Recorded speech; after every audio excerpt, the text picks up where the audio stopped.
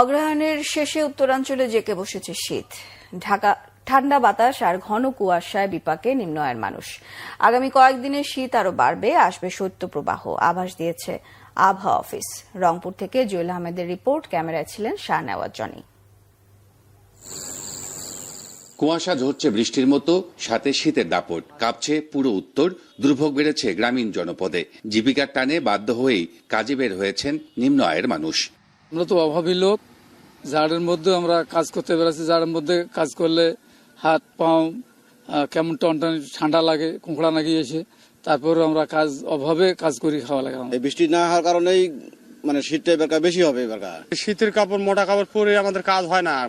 আর শীতের কাপড় পরতে গেলে আমাদের মনে করেন গায়ে ময়লা লাগে, অনেক সময় অনেক সমস্যা হয়ে যায়। শীত যতই বাড়বে ঠান্ডার প্রকোপ ততই বেড়ে যাবে। বিকালের পর হিমশীতল বাতাস কাবু করছে মানুষকে। আবহাওয়া অফিস বলছে কয়েকদিনের মধ্যেই হানা দেবে মাঝারি ও মৃদু শৈত্যপ্রবাহ।